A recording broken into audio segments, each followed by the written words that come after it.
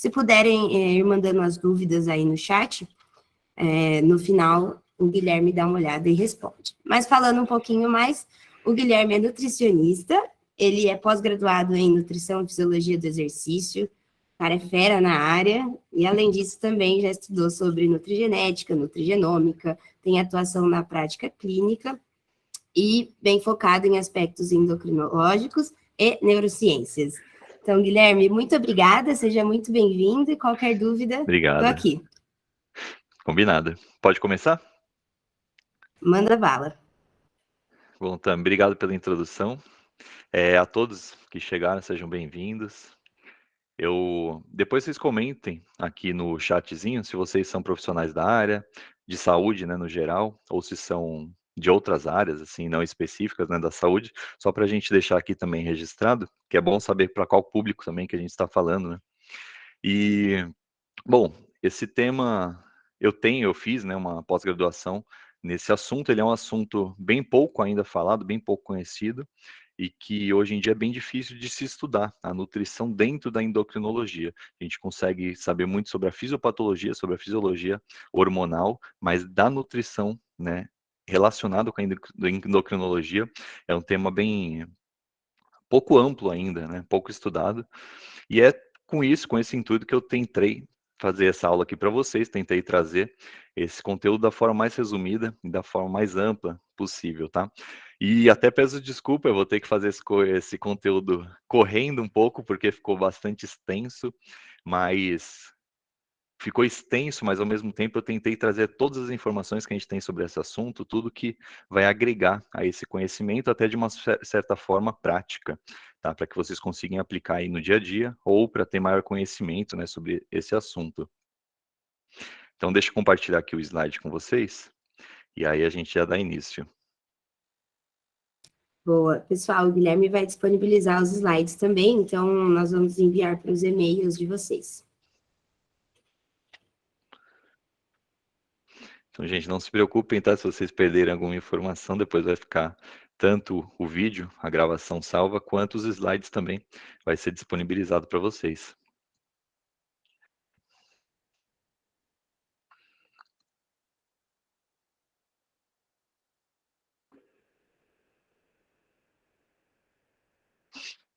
Tá conseguindo compartilhar a tela?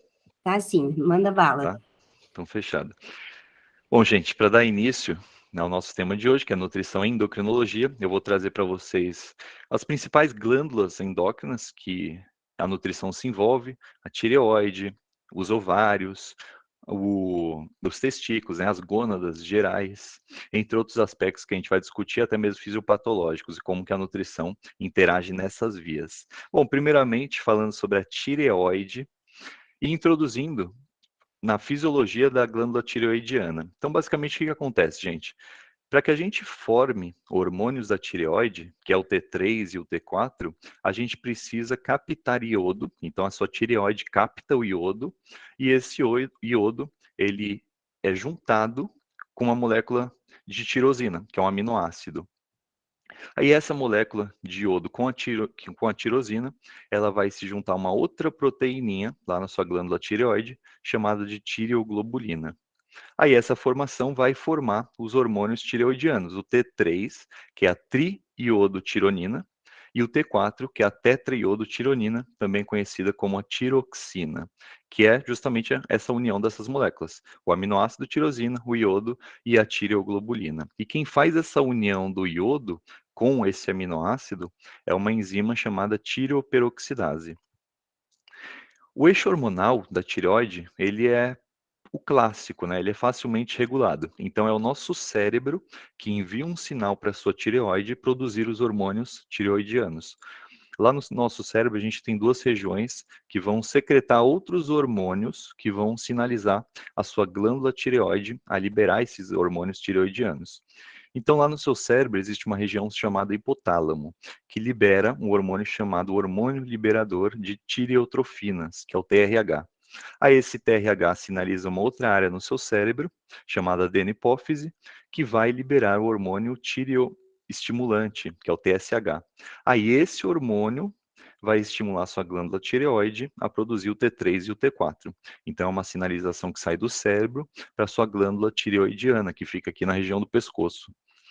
E aí nós temos essas enzimas chamadas tireoperoxidase, que é aquela enzima que une o iodo com a molécula da tirosina, e a tireoglobulina, que ela é uma precursora desses hormônios, que vai se juntar com o iodo, com a tirosina, para formar os hormônios tireoidianos T3 e T4. E aí uma coisa que é bem interessante é que, quando essa tireoperoxidase capta esse iodo, na verdade ela capta uma molécula de iodeto, e ela transforma esse iodeto, é como se fosse um iodo na forma inativa, em iodo. E quando ocorre essa transformação de iodeto em iodo, ocorre a produção de um radical livre, que é o H2O2, o peróxido de hidrogênio. Então, a sua própria glândula da tireoide, para formar os hormônios tireoidianos, já produz radical livre, já gera uma oxidação, um estresse oxidativo ali dentro.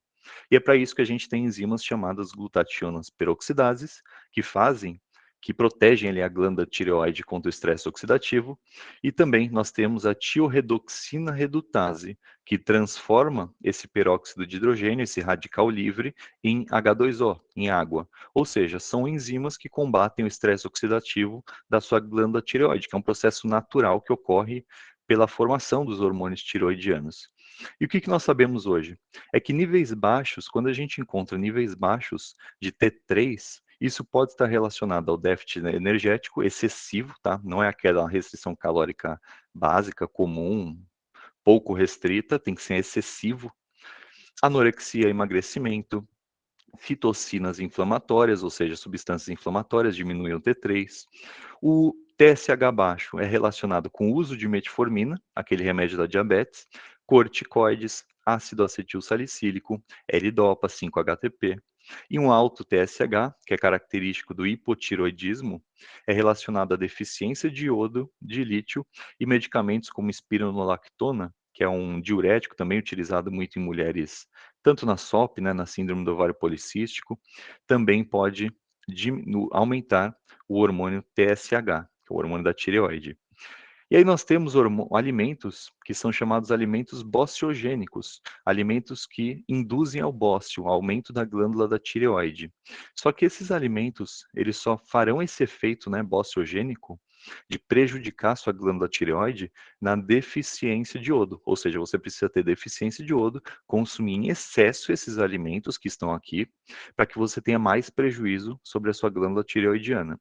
É um prejuízo de uma certa forma fraca, tá? Não tem muita relevância clínica, mas ocorre essa interação. E a própria deficiência de nutrientes, aqui ele já traz alguns nutrientes que se envolvem com a glândula tireoide, pode causar também esse prejuízo. Eu vou falar sobre vários aqui, ó. Por exemplo, nesse estudo, ele traz vários nutrientes que melhoram o funcionamento da tireoide. Melatonina, ácidos graxos ômega 3, resveratrol, a vitamina A, D, E, zinco, selênio, inositol, os flavonoides, que são uma classe de antioxidantes, e a própria carnitina. Nesse outro artigo, ele também traz outros minerais que participam da formação e do metabolismo dos hormônios tireoidianos. O selênio, por exemplo, o magnésio, o ferro, coenzima Q10, que age, né, detoxificando a glândula tireoidiana. Então, de uma forma geral, existem vários micronutrientes e outras substâncias, fitoquímicos, por exemplo, que nós podemos suplementar ou aumentar o consumo para que a gente melhore o metabolismo tireoidiano, principalmente quando se há um hipotireoidismo. E aqui estão todos, né, essas vitaminas, até mesmo alguns fitoterápicos aqui, algumas outras substâncias que vão potencializar o funcionamento da tireoide, principalmente, né, quando se tem ali uma fisiopatologia, quando se tem o hipotireoidismo. E só para a gente lembrar, gente, essas enzimas que eu falei, a glutationa peroxidase, as deiodinases, que convertem T4 em T3, e o T3, que é o hormônio biologicamente ativo, é o T3, que é o hormônio da tireoide, que exerce realmente as suas funções. E a outra enzima chamada tiorredoxina redutase, todas essas enzimas são selenoproteínas, são selenodependentes, ou seja, precisam do selênio para efetuarem a sua ação. para funcionarem. Então, sem selênio não há funcionamento dessas enzimas aqui, ou seja, quase todas as enzimas que participam do metabolismo da tireoide. E aí, quais são as condições associadas à deficiência de selênio? Hipertrofia tireoidiana, por exemplo, bócio, hipotireoidismo ou próprio hipotireoidismo subclínico, a tireoidite autoimune, ou de Hashimoto, também conhecida, e até mesmo câncer de tireoide é correlacionado com a deficiência de selênio.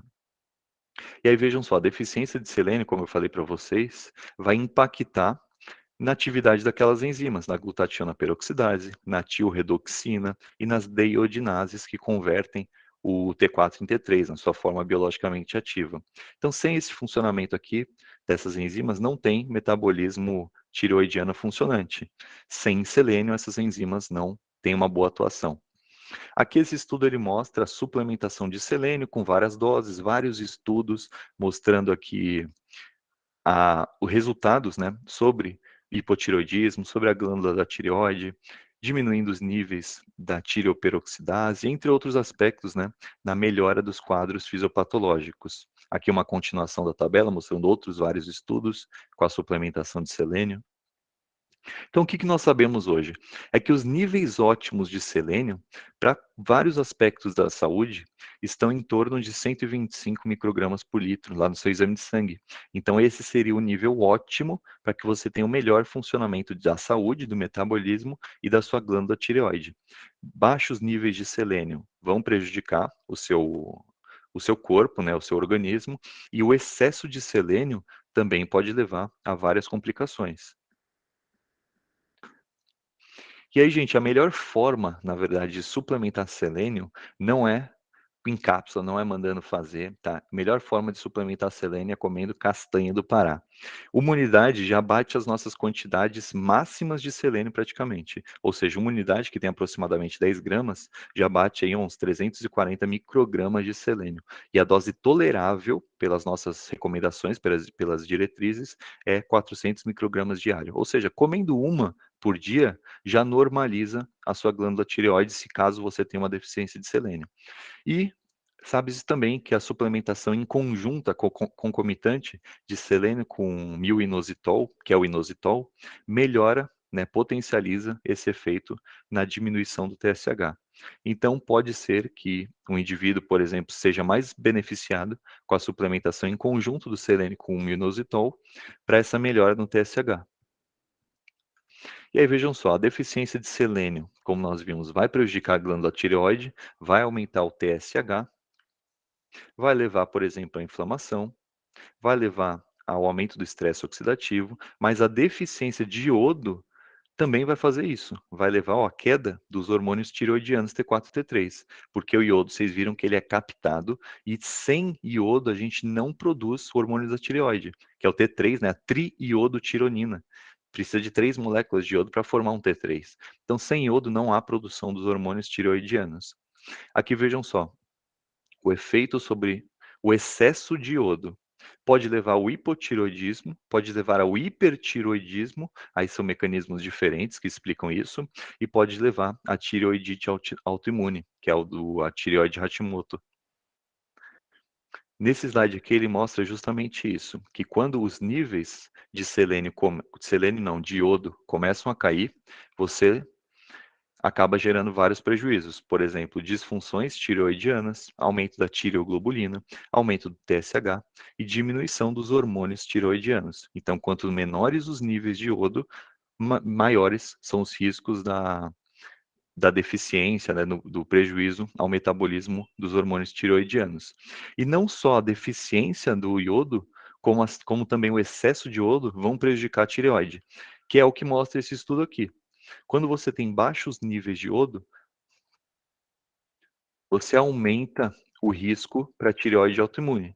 E quando você ultrapassa níveis, principalmente acima de 300, você também aumenta os riscos de tireoide autoimune. Ou seja, o ideal é que você tenha de 200 a 300 microgramas por litro, e um risco, ele é aumentado menos de 200, tá? Ou mais de 300 microgramas ali por litro. O excesso de iodo, por exemplo, para quem suplementa Lugol, né? É muito comum a gente ver a suplementação de Lugol pensando em melhorar o metabolismo da tireoide. O que a gente sabe é que hoje o nosso sal de cozinha mesmo, ele já é iodado, então a gente não precisa, é muito difícil ter uma deficiência de iodo, e existem pessoas que tomam ainda iodo na forma de Lugol para aumentar, né, o metabolismo da tireoide, o que leva a esse excesso de iodo, tá? Não é benéfico. E esse excesso de iodo leva a maior ativação das células imunes, maior produção das citocinas, de substâncias inflamatórias, que levam à morte das células tireoidianas, que leva, por exemplo, à tireoidite autoimune. E não só, né, o iodo aqui, como também a deficiência de selênio também causa essa ativação das células autoimune, que levam aí a prejuízos, né, à produção de substâncias inflamatórias. E aí, olha que interessante. Ao passar do tempo, né, ao longo da nossa evolução, parece que os nossos níveis de T3 foram aumentando. Isso porque, é óbvio, a nossa alimentação influencia muito, baixos níveis de atividade física, maior contato com poluentes, entre várias outras coisas. E um dos mecanismos que explica isso, por exemplo, os nossos níveis de T3 estão aumentando ao longo do tempo. E nós precisamos, então, de mais iodo para que se forme mais hormônio tireoidiano. Uma das coisas que explica isso, uma das teorias é que os hormônios das tireoides são dependentes do nosso consumo de carboidrato. Dietas de alto carboidrato são associadas com aumento significativo das concentrações de T3 sanguíneos, comparados com dietas de baixo carboidrato. Ou seja, parece que a nossa alimentação está sendo mais rica em carboidrato conforme o passar do tempo, o nosso T3 está aumentando e a nossa necessidade de iodo aumenta, né? Consequentemente, em relação a isso. Aí começa a causar algumas desregulações nos hormônios da tireoide e nosso funcionamento tireoidiano. Além disso, o ferro, tá? Ele é importantíssimo para o funcionamento da tireoide. Sem o ferro, a gente não forma a tireoperoxidase. Dentro da tireoperoxidase existe uma molécula, um M, que é um grupo M, tá? Que tem ferro dentro. Então, sem ferro, a gente não produz essa molécula. E aí, o que que acontece? Diminui o metabolismo energético, diminui aquelas enzimas que convertem T4 em T3, diminui o metabolismo do próprio T3, diminui a secreção do TSH, diminui a resposta do TSH, aquele outro hormônio lá do cérebro, que é o TRH, e aumenta a toxicidade das células tireoidianas, porque a tireoperoxidase também faz essa função.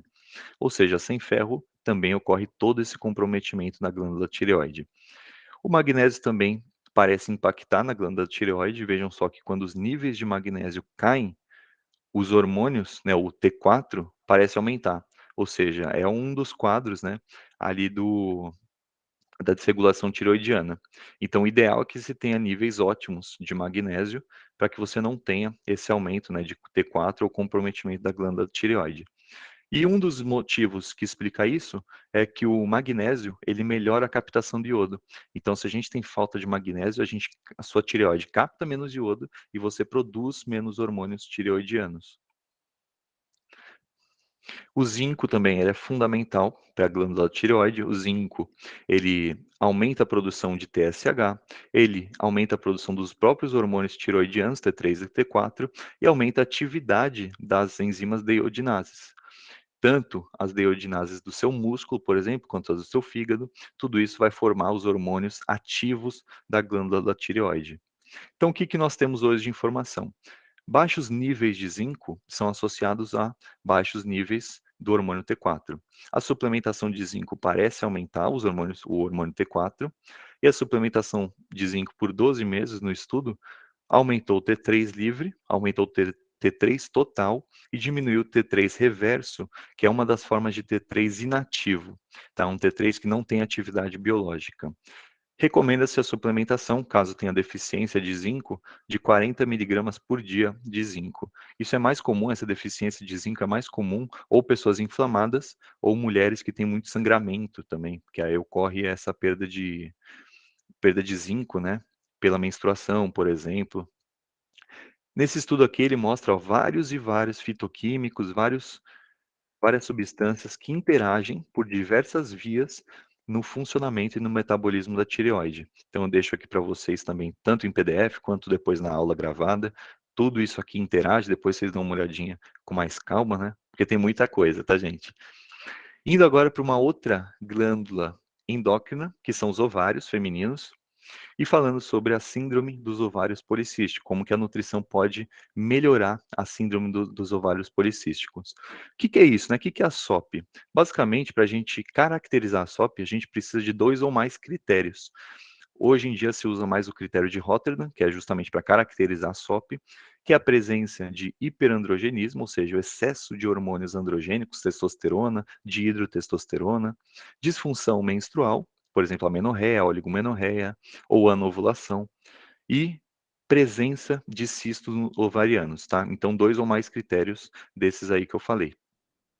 E aí tem vários nutrientes que podem melhorar a SOP, tanto, por exemplo, diminuindo o estresse oxidativo, melhorando a função hormonal geral, diminuindo, por exemplo, as dores, regulando ou o intestino, ou diminuindo, né, as prostaglandinas inflamatórias, entre vários outros aspectos que esses nutrientes interagem. Então, qual que é a ideia dessa suplementação e dessas recomendações? Diminuir o estresse oxidativo, a inflamação, melhorar a anovulação, ou seja, a falta de ovulação feminina, diminuir o hiperandrogenismo, aqueles hormônios anabólicos androgênicos, e melhorar a resistência à insulina. E aí, de um modo geral, todos aqueles nutrientes vão fazer o quê?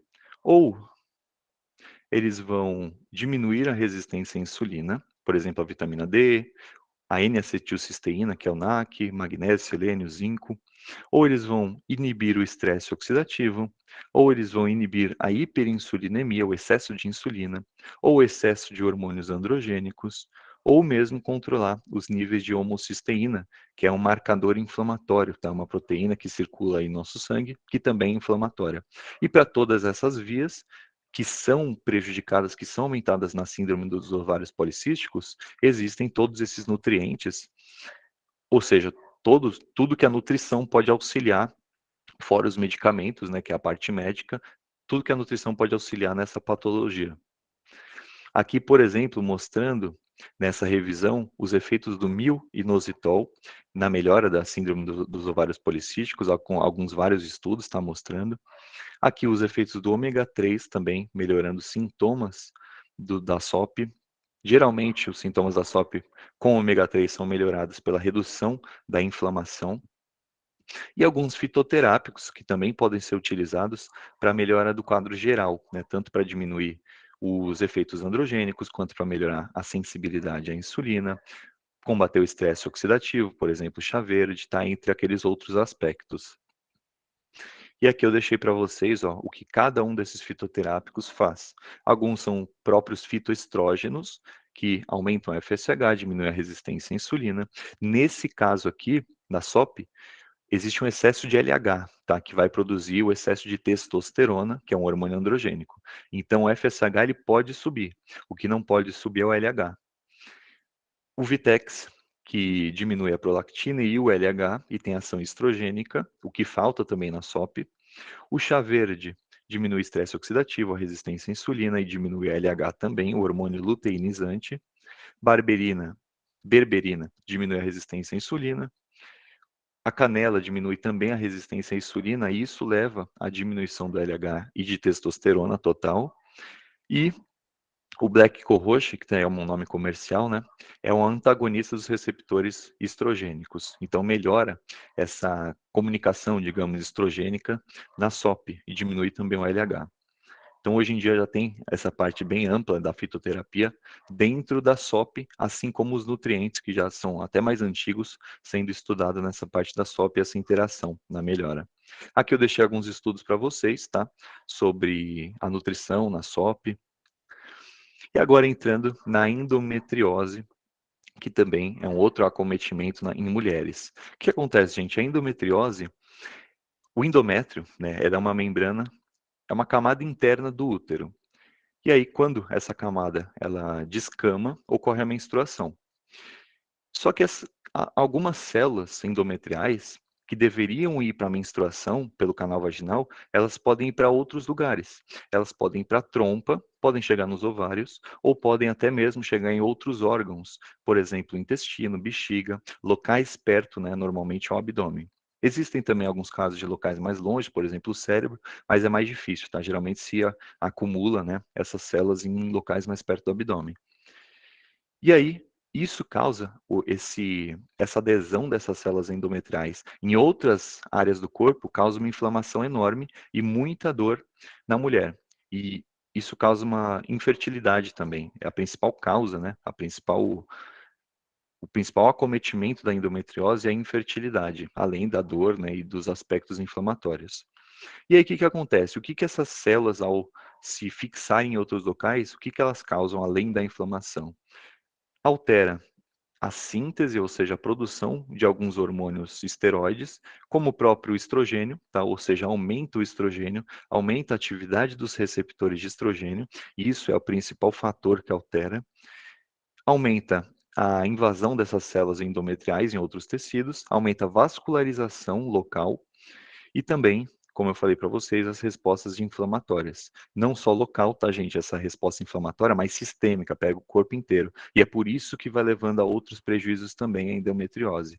Normalmente se opera, tá? A endometriose, mas a operação muitas vezes pode levar um certo mínimo risco e também pode voltar a endometriose. Essas células podem continuar indo para esses outros lugares, aí precisa fazer novas cirurgias e muitas vezes a mulher precisa tirar, né, o útero, fazer a remoção total para que não tenha mais, ou para que não menstrue mais também, tomar anticoncepcional, para que evite essa descamação, para que evite essa menstruação e para que não ocorra essa adesão dessas células nesses locais. Isso gera infertilidade, né? Tanto anticoncepcional quanto essa remoção de útero, as cirurgias. E aqui algumas recomendações para endometriose, tanto dos nutrientes quanto alguns fitoterápicos. Os nutrientes eles agem como antioxidante e anti-inflamatório. Cálcio e ferro, por exemplo, vão repor os níveis de cálcio e de ferro, que na mulher com endometriose ocorre muito a anemia, porque ela sangra demais. Então, pelo sangue já sai cálcio, já sai ferro, já causa o maior risco de osteopenia, osteoporose, que é a perda da densidade mineral óssea. Por isso também a suplementação de vitamina D ela é eficaz. E alguns outros que vão aumentar o relaxamento das células, diminuir as contrações musculares, né, que causam dor, atuar como antioxidantes, anti-inflamatórios, gengibre, por exemplo, ômega 3, o alho. Aí tem vários outros, tá, que vão agir por essas vias, tanto diminuindo a própria adesão dessas células, como, né, por essas vias inflamatórias e antioxidantes. Aqui nesse estudo também de revisão sistemática, ele mostra a suplementação de cálcio, de vitamina D, de ácido alfa-lipoico, que é um antioxidante, do DIN, que é o diindol-metano, algumas suplementações de vitaminas diversas, tá? Algumas das dietas que foram tentadas melhorar, mas que não tiveram muito sucesso, ó, isentas de soja, isentas de glúten. Aqui também a Low Food Maps, baixo consumo daqueles alimentos mais fermentáveis, também sem muito sucesso, tá? Mas o que a gente sabe é que a disbiose, por conta do processo inflamatório, ela prejudica as dores endometriais. E aqui, nesse mesmo estudo, eles fizeram um resumo de tudo que eles falaram, de todas essas vitaminas, as doses mais utilizadas e também os alimentos que são ricos nessas vitaminas, nesses minerais, né, nesses compostos. Nesse outro estudo, ele traz alguns fitoquímicos que podem ser utilizados na endometriose. Por exemplo, os que eu mais gosto, né, pelo menos. Epigalocatequina 3-galato, quercetina, a curcumina, do açafrão, resveratrol e a ginesteína. Para mim são os mais comuns, a que a gente encontra mais fácil, tem um bom custo-benefício e que tem também uma grande aplicabilidade dentro da endometriose. Tudo isso, tá, gente? Aqui são todas as vias por quais esses fitoquímicos eles interagem na endometriose, tá? Normalmente é ou diminuindo a proliferação celular, diminuindo aquela vascularização, diminuindo a adesão daquelas células, ou diminuindo a inflamação, o estresse oxidativo. Então as vias são praticamente iguais, só que cada um deles vai ter uma potência e uma atividade nessas vias maior ou menor. E aqui, né, nesse mesmo estudo, ele mostra vários outros fitoterápicos, as vias também, como que eles agem. Por exemplo, vou mostrar só alguns para vocês, mas são bastante, tá? Depois vocês vão ficar com conteúdo. Por exemplo, a Angélica sinensis, diminuindo o número de lesões endometriais, efeitos anti-inflamatórios, diminuindo o volume também, ó, de lesões endometriais, essa outra planta, a Aquilea, inibindo a formação dessas adesões, diminuindo a dismenorreia, tá? Entre outros vários aspectos, né, antioxidantes, aumentando a apoptose, a morte celular das células endometriais. E aqui, ó, essa tabela vai seguindo, tá? Tem bastante coisa, bastante fitoterápico, bastante planta que pode ser utilizada com outros efeitos também, ó, efeitos antiestrogênicos. Tem bastante coisa, tá, gente? Para vocês verem depois e para que pode ser utilizado na endometriose, e aí vai variar dos sintomas também da mulher com endometriose. Se ela tem muita dor, se ela tem se a infertilidade, né, por meio de teste está muito comprometida, e se o quadro inflamatório também, isso a gente consegue analisar, se ele está muito exacerbado. Aí vão ser diferentes aplicabilidades, né, diferentes junção ali dos nutrientes e desses fitoquímicos. Aqui só para mostrar para vocês, tá? Um dos minerais, né, o papel do zinco na endometriose. O zinco, ele melhora a inflamação, ele diminui a proliferação dessas células, diminui o estresse oxidativo e diminui a adesão das células endometriais em outros tecidos. Assim como também o zinco, ele leva à apoptose das células endometriais. E aí, o que é interessante? A gente sabe que o zinco, ele compõe mais de 300 enzimas no nosso corpo. Então, sem zinco, a gente perde muita parte assim de produção enzimática, e as principais enzimas que são antioxidantes, normalmente elas dependem de zinco. Então, o zinco, ele é considerado antioxidante, por isso que ele tem um grande papel também na endometriose. E a própria endometriose, pelo seu caráter inflamatório, diminui as concentrações de zinco.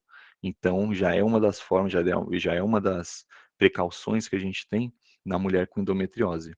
Tá aqui vários estudos, tá, gente, mostrando esses fitoquímicos, esses nutrientes na endometriose. Então, deixo aí disponível para vocês depois. E agora falando sobre a testosterona, que não é um hormônio masculino, tá, gente? É um hormônio que existe tanto em homens, tanto em mulheres. É lógico que a proporção é diferente em homens e mulheres. Basicamente, gente, a testosterona ela é produzida da mesma forma do hormônio da tireoide. Acontece uma sinalização no seu cérebro envia lá um sinal, que é um hormônio, que vai chegar no seu testículo ou nos ovários, né, da mulher, e vai produzir testosterona. Lembrando que, tá, o estrogênio ele vem da testosterona. Todo o estrogênio que a gente produz, homens e mulheres, vem da testosterona. A gente não produz estrogênio se não for da testosterona. Ou seja, quanto mais testosterona você produz, mais estrogênio você acaba produzindo também. E aí, o que eu quero falar aqui para vocês? O nosso cérebro, ele libera um hormônio chamado hormônio liberador de gonadotrofinas. Aí, em outra área do cérebro, que é aquela adenohipófise, vai produzir e liberar o LH e o FSH, o hormônio luteinizante, o hormônio folículo estimulante, que no homem vai chegar nos testículos e tanto fazer o processo de espermatogênese, ou seja, aumento do número de espermatozoides, quanto produzir testosterona. E a testosterona, como eu falei, vai ser convertida ou em estrogênio, ou em DHT, ou não vai ser convertida a nada e vai ficar na sua forma, né, de testosterona. E aí, só para vocês terem noção, esses hormônios que nós chamamos de hormônios esteroides, estrogênio, progesterona, pregnenolona, cortisol, tá? Todos eles são hormônios esteroides derivados do colesterol. E aí essa via de produção desses hormônios, que é chamada de esteroidogênese, necessita da presença de B3, de B2 e de ferro, porque o citocromo, né, as enzimas que participam dessa síntese hormonal, precisam dessas enzimas dessas vitaminas para funcionarem, B2, B3 e ferro. E aí nós sabemos que no homem existem vários fatores que podem prejudicar os testículos e levar à infertilidade. Por exemplo, tabagismo, álcool, excesso de peso, própria temperatura do testículo também influencia. Então a gente tem até alguns estudos interessantes mostrando que homens que ficam com muito o computador, por exemplo, o notebook, em cima, né, do colo, pode diminuir, quer dizer, pode aumentar a temperatura do testículo e fazer com que ocorra ali uma mudança, né, uma perda enzimática, perda da qualidade, por exemplo, dos espermatozoides. Radiação, poluentes no geral, estresse, tudo isso, gente, prejudica a fertilidade. porque vai impactar na nossa gônada, né, nos testículos. Então, o que a gente sabe? Que o excesso de álcool, principalmente, o excesso de tabagismo, algumas drogas vão prejudicar e também o excesso de cafeína leva à infertilidade. Aqui algumas recomendações de tanto na parte nutricional quanto desses fatores ambientais e de saúde, né, de estilo de vida, para melhorar a fertilidade no homem. Existem algumas outras recomendações que são para mulheres, tá, mais específicas. E, num geral, como que a gente melhora a fertilidade no homem? Então, como que a gente melhora essa questão testicular, esse funcionamento testicular? Primeiro, redução do peso corporal, né, normalização do peso, entrar em uma boa dieta, regularizar a sua alimentação, evitar poluentes gerais, consumir, né, fibras, alimentos ricos em vegetais, legumes, verduras, diminuir o consumo de carnes vermelhas, aumentar o consumo de peixes, por exemplo, diminuir o consumo de adoçantes, diminuir o consumo de gorduras saturadas, gorduras trans também, aumentar o consumo dos ácidos graxos ômega 3, aumentar o consumo de antioxidantes e limitar o consumo de álcool. Tudo isso favorece a fertilidade masculina. E aqui são as principais vitaminas que protegem o nosso testículo e melhoram a nossa fertilidade. Curcumina, própolis, a vitamina C, chá verde, vitamina E, gengibre e mais precisamente, né, eu escrevi aqui uvas, mas mais precisamente o resveratrol, tá? Todos eles são antioxidantes e melhoram ali o estresse oxidativo testicular. E além disso, não só na fertilidade pode ser melhorada, mas no nosso próprio eixo hormonal, né? Melhorando aquela sinalização cerebral, ou seja, o seu cérebro produz mais GNRH, mais LH, mais LFSH, o que resulta em maior espermatogênese, ou seja, você produz mais espermatozoides, melhora a fertilidade e aumenta a produção de testosterona. Então, nós temos vários compostos, ó, que por várias vias diferentes, eles aumentam a espermatogênese, a testosterona, inibem o estresse oxidativo, aumentam a esteroidogênese, que eu falei para vocês, que é aquela cascata de produção dos hormônios esteroides, inibem, por exemplo, o DHT, que é a dihidrotestosterona, que no homem, o excesso de DHT leva a problemas geralmente associados à queda de cabelo, tá? Que é a alopécia, acne, na mulher também. Inibem, ó, algumas substâncias inibem o estrogênio, que no homem causa feminilização, inibe todo esse eixo hormonal e diminui mais ainda a testosterona, leva, por exemplo, à ginecomastia, que é o aumento da glândula mamária. Então, a gente tem compostos que vão inibir várias vias ou que vão estimular várias vias para que a gente produza ou mais espermatozoide, ou que aumente a produção de testosterona, ou que a gente regularize todas essas vias do eixo hormonal. Por exemplo, ó, a mucuna pruriens, ela é muito utilizada para aumentar os níveis de FSH e melhorar o processo de fertilidade, tá? Então tem alguns estudos mostrando a mucuna pruriens melhorando o volume do sêmen, melhorando a motilidade do sêmen e a concentração, ou seja, todos esses aspectos se referem à melhor fertilidade. Algumas vitaminas, né, as principais antioxidantes, vitamina A, C e E, melhorando o estresse oxidativo do nosso testículo, diminuindo a peroxidação lipídica e aí, consequentemente, né, evitando essa morte dos espermatozoides, melhorando a fertilidade.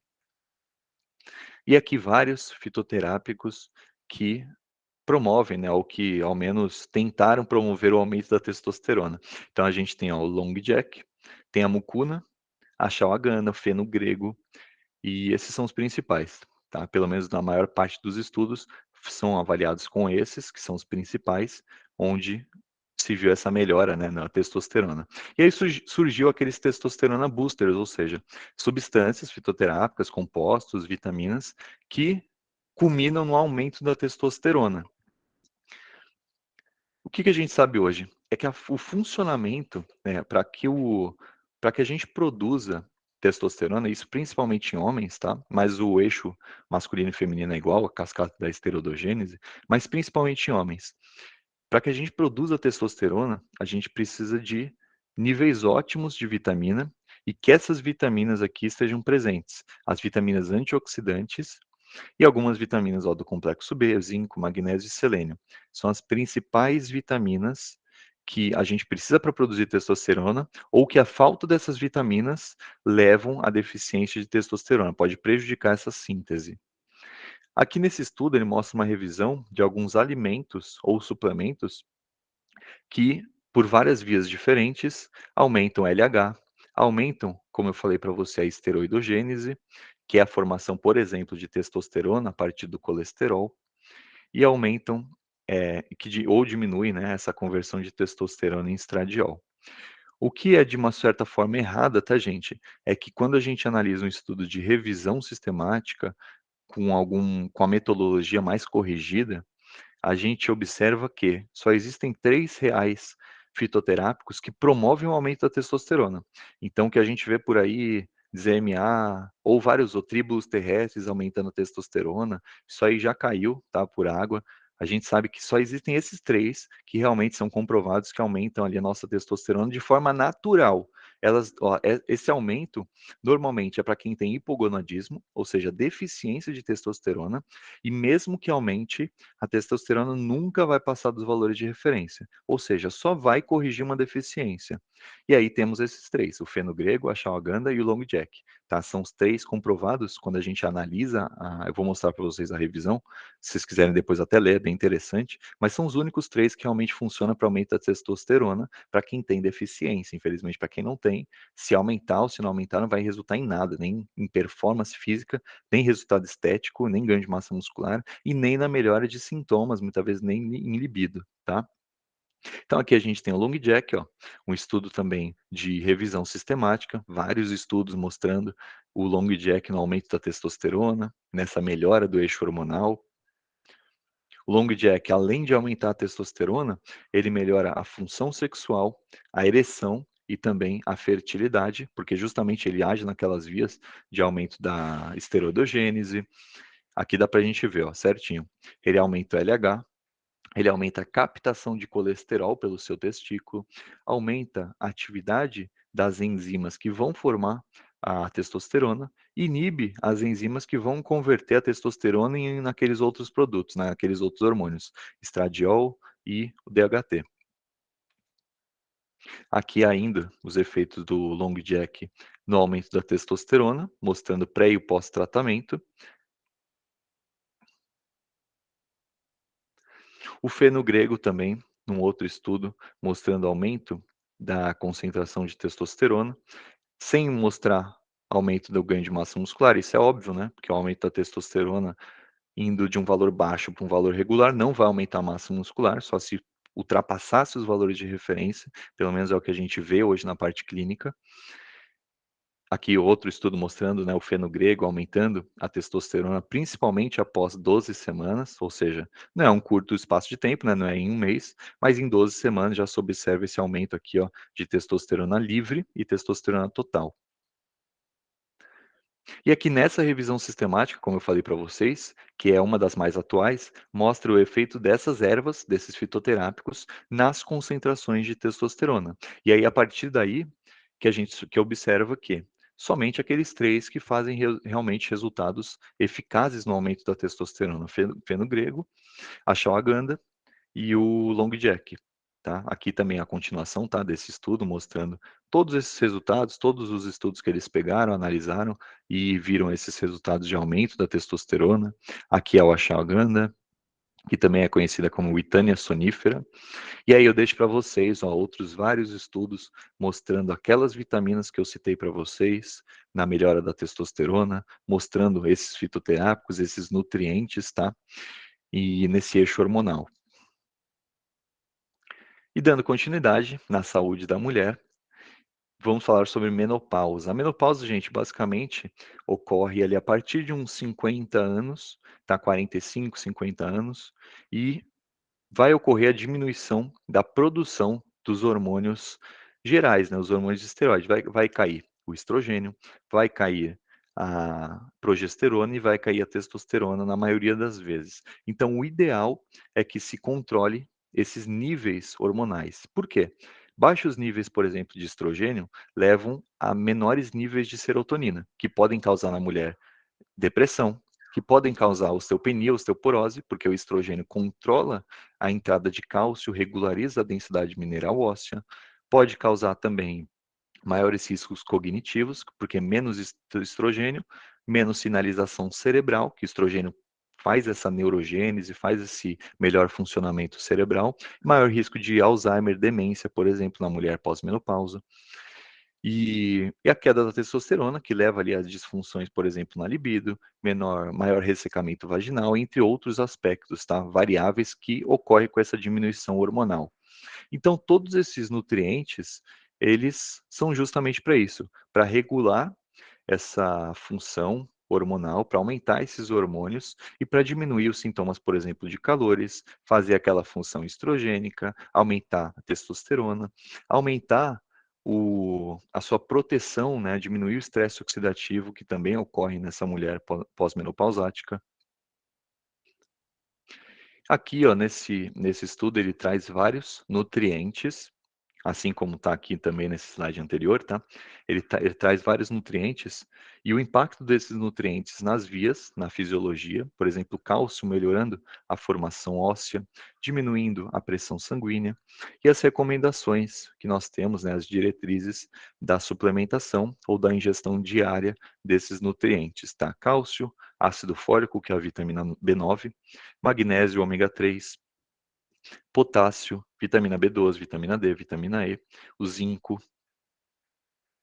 Nesse outro estudo, ele é bem interessante também. Ele fala basicamente de um consenso da nutrição da mulher em vários, né, aspectos, não só em menopausa, mas quando ele se refere à menopausa, as principais recomendações são suplementação de cálcio, vitamina D, fazer atividade física, porque a gente sabe que a atividade física é essencial para evitar a perda de massa muscular e melhorar essa osteopenia, osteoporose, aumentar a densidade mineral óssea. Então, fazer atividade física está dentro de uma das diretrizes e recomendações. Analisar se essa mulher tem deficiência de B12, se caso tenha, fazer a suplementação ou aumentar o consumo de alimentos ricos em B12. E algumas outras recomendações é que pode não ser interessante uma restrição calórica ou uma restrição calórica somente em mulheres com ganho de peso pós-menopausa. Adequar o consumo de proteína, em média 0,8 a 1,2 gramas por quilo de peso, dividido em 3 refeições, o que eu não concordo um pouco, tá? Mas é o que tem nas nossas diretrizes, mas depois eu vou falar um pouquinho porque que eu não concordo com isso, porque dá para chegar mais, tá? E aí, por vários aspectos, é interessante até colocar um pouquinho mais, na minha opinião, tá? Não na opinião científica, porque o que eles falam é isso, tá? E, novamente, recomendação regular de exercícios físicos para justamente manter a massa muscular. A dieta mais estudada na melhora da pós-menopausa ou na menopausa é a dieta mediterrânea. Isso não só, tá, gente, na menopausa, mas a dieta mediterrânea, ela é utilizada em várias outras patologias, porque ela normalmente é uma dieta mais completa, rica em antioxidantes, rica em muscarotenos, rica em várias vitaminas, rica no consumo de ômega 6, por exemplo, em ômega 3 também, né, em peixes no geral. Ou seja, é uma dieta mais em prol à saúde do que muitas outras. Então, a mais estudada para a menopausa é a dieta mediterrânea, que mais tem resultado. Mas é óbvio que se você fizer uma dieta com uma boa qualidade, não precisa ser mediterrânea, uma boa qualidade, aumentando o consumo de antioxidantes, dosando lá os beta-carotenos ou fazendo a suplementação, aumentando o consumo, incluindo ômega 3 ou consumo de peixes semanais, controlando o consumo de azeite, ômega 6, ômega 9, isso tudo, uma dieta sem ser mediterrânea, vai melhorar o quadro da mulher menopausa. Aí normalmente vai diminuir os calores, vai diminuir os riscos de osteopenia, de osteoporose e vai regular em parte os hormônios dessa mulher. Em parte porque normalmente quando ocorre essa disfunção hormonal na pós-menopausa, é uma disfunção ovariana, não é uma disfunção cerebral, né? Não vem do cérebro a disfunção. Então, o cérebro está enviando muito sinal e o ovário não está respondendo. É por isso que a gente vê um aumento no exame de sangue em mulheres na menopausa de LH e FSH, estão aumentados, E o ovário não responde muito bem. Ele não produz estrogênio, não produz testosterona, e os níveis de progesterona também caem. E aí, nesse caso, só ocorre a modulação ou ovariana, que eu vou mostrar para vocês, com alguns nutrientes, alguns fitoterápicos, ou a reposição hormonal. E aí, nesse caso, a reposição hormonal em mulheres menopausáticas ou pós-menopausáticas é fundamental para a qualidade de vida, para evitar aquelas doenças neurológicas, para evitar a perda de massa muscular, para evitar os calores, que isso gera também aumento do risco cardíaco, cardiovascular, entre outros todos os aspectos. E aí, esse estudo ele traz, né, uma revisão narrativa da nutrição na mulher na menopausa. E aí, de forma geral, tá? O que ele traz para nós? Quais são as informações? Adequar o consumo de proteína, ou seja, fazer uma dieta com as quantidades adequadas de proteína, uma dieta high protein. Dieta mediterrânea é a mais recomendada, como eu falei para vocês. A dieta low carb pode não ser interessante para redução de gordura corporal nessas mulheres. E além do mais, a dieta low carb nessas mulheres pode prejudicar a síntese de serotonina, tá? E aí vai levar a outros prejuízos, principalmente cognitivos, psicológicos, que vai prejudicar mais ainda esse quadro na menopausa, tá? Por isso que ele dá também esse conselho. Não há necessidade exata de priorizar os alimentos de baixo índice glicêmico, pode ser variado, tá? Ou seja, alimentos ricos em fibras ou não. Suplementação de cálcio, selênio, magnésio, vitamina K, vitamina D e beta-caroteno é essencial. E caso a mulher tenha disfunção em HDL ou em triglicérides, a dieta low carb é mais recomendada. Caso a mulher tenha disfunção, aumento de LDL, a dieta low fat, nesse caso, é mais recomendada. Isso está escrito aqui, está em inglês. Depois, se quiserem, vai ficar disponibilizado para vocês. Leiam o artigo, que aí ele traz outros vários aspectos, tá? Não só esses aqui que eu trouxe para vocês. Esses são os principais no que se refere à nutrição e eixo endócrino. Nesse outro estudo, ele mostra a suplementação de proteína de soja, que contém, então, dentro da proteína de soja, 75 miligramas de isoflavonas, na melhora dos sintomas da pós-menopausa. E aqui que eles observam, com o consumo de 25 gramas de proteína de soja, que contém essas isoflavonas, melhorou as ondas de calor, as dores articulares e a secura vaginal. Uma queda de 7,7% no colesterol total, caiu também o LDL, que é aquele colesterol ruim que a gente conhece, e essa suplementação pode ser uma terapia alternativa e eficaz para os sintomas da menopausa, e aí oferecendo por assim os benefícios, né, tanto cardiovasculares, quanto melhorando aquele perfil lipídico, LDL, HDL, o colesterol total. O que acontece, tá, gente? Só para dar uma breve explicação, as isoflavonas, elas são, digamos que fitoestrógenos, tá? Elas também interagem com o receptor estrogênico e na mulher isso é muito bom, porque na mulher essa interação com o receptor estrogênio leva a benefícios do estrogênio na mulher, que não, no caso da menopausa, ocorre essa queda. Por isso que os fitoestrógenos, ou essa suplementação, né, das isoflavonas, são benéficas na mulher pós-menopausática.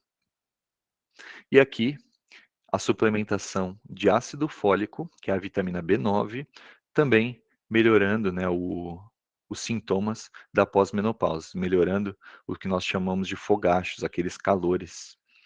E aí, uma explicação para isso que os autores dão é que o ácido fólico parece interagir com os receptores noradrenérgicos, que é da noradrenalina, e da serotonina, modulando esses calores. Tá? O que a gente sabe hoje, tá, pessoal, só para esclarecer, é que normalmente os fogachos, os calores que a mulher na menopausa sente, é por conta de um aumento agudo de serotonina e de noradrenalina, tá? E aí causa aquele calor, porque a serotonina modula receptores envolvidos com a termogênese, com a temperatura corporal, e a noradrenalina com o alerta, os sintomas de agitação, o que leva também a aquele calor, né, momentâneo, aquela meio que euforia. E aí, no geral, tá? Aqui algumas outras recomendações, não mais para menopausa, mas para TPM. E é interessante na TPM regular o eixo hormonal da mulher. Quanto maior a variação do eixo hormonal na TPM, maiores são os sintomas relacionados à TPM. Mais estresse, mais irritabilidade, mais sintomas depressivos, entre outros, né, que a gente já conhece muito bem na mulher da TPM. Tá? E as vitaminas que mais interagem com a melhora dos sintomas da TPM é a vitamina B6, vitamina E, cálcio, magnésio e ferro. E basicamente isso se deriva, né, a controlar a variação de cálcio, porque o cálcio ele controla os hormônios reguladores hormonais, tá? O cálcio ele vai, digamos que, controlar esse eixo hormonal, os picos de LH, de FSH, o eixo hormonal na TPM, e regular os sintomas depressivos de humor. Quem faz isso muito bem é a vitamina B6 e o magnésio. Vão controlar esses sintomas, né, de estresse, depressivos, porque quando ocorre o aumento, né, a fase aguda ali da TPM, a tensão pré-menstrual, ocorre a queda de muitas vitaminas. As principais são essas, em especial a vitamina B6 e magnésio. A B6 controla, né, tá muito envolvida com a síntese de neurotransmissores. Por isso que se cai vitamina B6, por exemplo, a gente tem menor síntese de neurotransmissores, por exemplo, serotonina, e leva a mulher a aspectos depressivos, a maior irritabilidade. E aí, gente, só pra gente, deixa eu ver que horas são, só pra gente fechar, deu até tempo, achei que não daria, só pra gente fechar, no eixo hormonal da mulher, como eu falei, é igual ao dos homens. O cérebro envia um sinal, chega nos ovários da mulher, e a mulher vai produzir progesterona, testosterona, estrogênio, todos os hormônios, esteroides, todos os hormônios que vêm a partir do cortisol. E aí nós temos vários componentes que vão ou aumentar a progesterona, ou aumentar a testosterona, ou aumentar o estrogênio, ou regular no nosso cérebro aqueles hormônios LH e FSH, aumentando lá nos ovários a produção desses hormônios. Eu coloquei aqui um especial que é esse triteridinum. Não sei falar muito bem isso aqui não, mas ele consegue inibir o LH. Isso é muito importante para a SOP. Como eu falei para vocês, na síndrome dos ovários policísticos, ocorre um aumento do LH, do hormônio luteinizante, e aumento da testosterona, que é um hormônio androgênico. Então, no caso, a gente tem que diminuir o LH, diminuir o hiperandrogenismo na SOP e diminuir, consequentemente, os sintomas, né, da SOP. E quem faz isso é esse fitoterápico aqui, ele consegue bloquear o LH, e aí nesse caso é interessante. No caso, por exemplo, da pós-menopausa, todos esses que estimulem pelo menos os ovários a produzir progesterona, a produzir testosterona e a produzir estrogênio, vai melhorar os sintomas da menopausa, muitas vezes até curar, né? Muitas vezes até parar totalmente esses sintomas da pós-menopausa. E aí uma das coisas interessantes é que existem outros compostos que melhoram, não por essas vias, mas melhoram especificamente a libido, tá? O tribulus terrestre nas mulheres é um desses, que melhora a libido, não só por aumentar LH, mas pela própria, por outras vias, tá? Assim como a ginkgo biloba aumenta a circulação local, vaginal, relaxamento da genitália e aumento da libido. E o feno grego também, levando à lubrificação vaginal, circulação local e aumento da libido. Então, não só melhorando a produção hormonal na mulher, mas na pós-menopausa, assim mesmo em outras situações, ocorre a queda de libido. E aí nós temos alguns componentes que melhoram esse eixo hormonal, melhora a libido na mulher. Bom, gente, por hoje nós finalizamos a nossa aula, espero que vocês tenham gostado. Como eu falei, era bastante conteúdo, a maioria dos estudos são revisões sistemáticas, então não dá para eu ir ficar falando de cada um, qual a via que cada um age, eu quis trazer esse aspecto geral, porque aí vocês vão ter acesso a essa aula e terão acesso também aos meus slides, a todo esse conteúdo, que aí vocês vão poder se aprofundar mais. E aí, dependendo dos sintomas que a sua paciente tiver, por exemplo, aí você faz a junção, né, dos nutrientes, dos fitoterápicos, faz a dosagem sanguínea, faz, por exemplo, o mapeamento genético, que é interessante para ver qual disfunção que ela tem. Pode ser uma disfunção LH em receptor estrogênico, em enzimas que convertem a parte hormonal, entre outros, tá? Fatores que também dá para fazer essa caracterização. E aí, dependendo da sintomatologia, vocês farão esse ajuste, né, com todos esses componentes. O mais, o mais indicado, tá? É que primeiro a gente veja os sintomas, correlacione com os hormônios, com o exame bioquímico, com o exame de sangue ou com outros tipos de exame, e aí façam a prescrição, tá? Muitas das suplementações que normalmente são de vitaminas, tá? A gente pode fazer como preventivas. Como eu falei para vocês, por exemplo, na TPM ocorre a queda de algumas vitaminas, B6, magnésio, por exemplo, que aí vai levar a esse aumento dos sintomas. E aí, uma das suplementações desses dois levariam à diminuição desses sintomas, então entrariam como preventivos. Mas a maioria dessas suplementações, dessas estratégias, vem a partir da sintomatologia, tá? Dos sintomas do paciente e da nossa correlação com os exames que a gente tem ali na nossa mão. Certinho? Se tiver alguma dúvida, vocês me mandem aqui no nosso chat, que aí eu já respondo a todos. Boa, Guilherme, muito obrigada. Eu amei sua aula, foi super interativo, foi muito legal conseguir pensar em estratégias tão simples de adaptação de dieta que podem ajudar bastante no controle, no manejo aí desses sintomas e das disfunções endocrinológicas. Bom, pessoal, façam as perguntas aí no chat, mas eu já tenho uma aqui que eu fiquei pensando, então eu já vou perguntar. Pode falar. Guilherme, eu imagino que você tenha bastante pacientes que buscam hipertrofia, e quando você vai montar uma estratégia nutricional utilizando os fitoterápicos que você mostrou ali que podem ajudar no manejo dos níveis de testosterona, você coloca um tempo mínimo de suplementação para ver alguma eficácia, ou você vai acompanhando realmente a evolução do paciente? Então, normalmente, para hipertrofia, né, para aspectos estéticos, eu não faço suplementação, a menos que haja deficiência, né? A menos que o Uhum. indivíduo chegue ali no hipogonadismo, né, já tenha uma deficiência. Que aí, como eu falei, por exemplo, isso é uma dúvida muito comum, assim, que sempre me perguntam, né? Até em consultório e, por exemplo, no Instagram, nas caixinhas.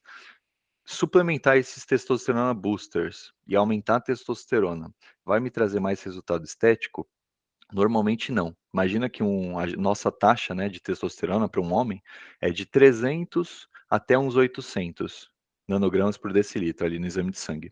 Se um homem ele tinha 400, vai, não tinha sintoma nenhum, né, de falta de testosterona nem nada. Se ele dobrar, se ele chegar em 800, ele ainda vai estar dentro da referência. E aí Uhum. isso não vai levar a nenhum tipo de hipertrofia, né, nele, nenhum tipo de benefício adicional. Ele dobrar essa testosterona. Muitas vezes nem sintomas, assim, nem libido, nem nada. Então, no caso, se for um indivíduo saudável sem deficiência, eu não faço nenhum tipo de suplementação. Caso seja um indivíduo que ele tenha um hipogonadismo, uma deficiência, é interessante fazer para regular tudo, né? Essa questão da perda de massa muscular, que vai estar maior, e a parte hormonal, os sintomas. E normalmente o tempo varia mais ou menos de 2 meses, no mínimo, até uns 6 meses, tá? De variação. Pelo menos é o que eu observo assim em clínica. De 2 meses, pelo menos, uma média de 3 a 4 meses, chegando aí até mais ou menos uns 6 meses de suplementação. Boa, boa, obrigada. Imagina. E aí, pessoal, vamos abrir o microfone e eu escrevi aí no chat, pode ficar à vontade.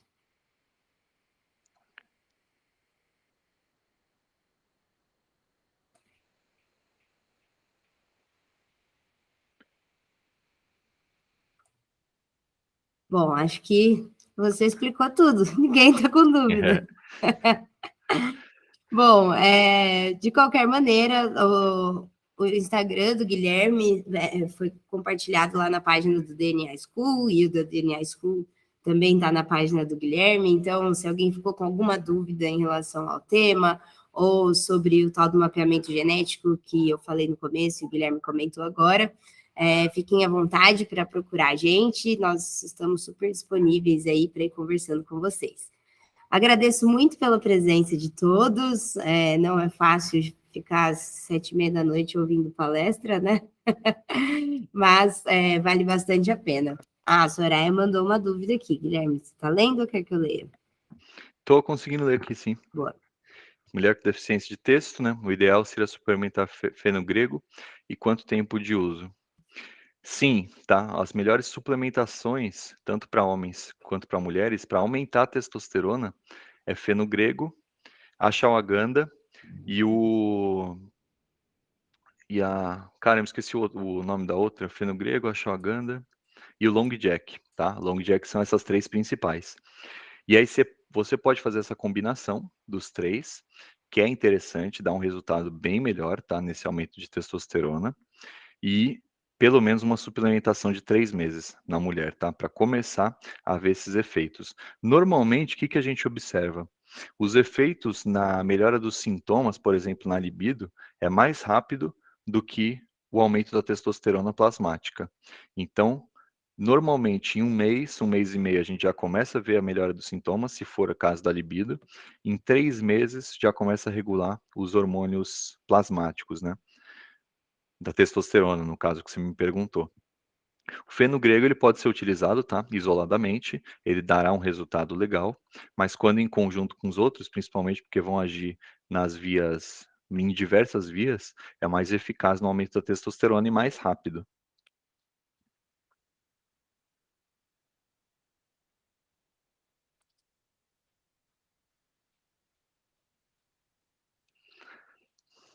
O Fernando perguntou: uma mulher com SOP tem níveis elevados de testo, o que daria para fazer em relação aos fitoterápicos? Então, aí normalmente o que a gente faz na SOP? Aí assim, essa questão da calvície, na queda de cabelo, ela pode ser relacionada tanto ao excesso de insulina, tá? Que isso leva ao excesso também de hormônios androgênicos, então uma correlação entre os dois. Quanto mais insulina você libera, mais hormônios androgênicos você produz, testosterona e a dihidrotestosterona, que vai causar também essa alopecia, essa calvície. E aí, as estratégias que a gente tem para isso? As principais, tá, eu vou falar as principais, nós temos várias, que é inibir o LH, diminuir a produção lá de testosterona, mas as principais para melhorar esse aspecto, que seria a calvície, é diminuir a conversão de testosterona em dihidrotestosterona. E a gente tem aqueles compostos que fazem isso. Por exemplo, um dos principais, indol 3-carbinol, sal palmeto. Se quiser eu abro aqui de novo e compartilho, que aí está num dos últimos slides. Mas vai fazer essa inibição da conversão de testosterona para dihidrotestosterona. E aí, no caso, a gente vai ter essa melhora dos sintomas, tá? Da calvície. Aí, caso não melhore, a gente pode utilizar por outras vias, ou melhorando a resistência à insulina, ou tentando, por exemplo, aumentar estrogênio para diminuir, para causar um feedback negativo no cérebro, para parar de produzir LH e testosterona, tá? Mas aí são por vias indiretas. A via direta que a gente tem é essa que eu falei, tá? Normalmente diminuir a conversão de testosterona para DHT. Aí tem todos aqueles fitoterápicos, aqueles componentes que podem fazer isso.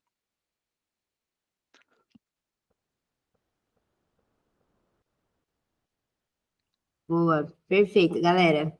Bom, acho que é isso então. Se mais alguém tiver mais alguma dúvida, estamos todos à disposição. Guilherme, muito obrigada por ter topado vir aqui, compartilhar um pouquinho da sua expertise com a gente. Eu tenho certeza que dá para ficar te ouvindo falar aqui umas 5 horas seguidas, porque você consegue explicar muito facilmente, elucidando exatamente o caminho das coisas.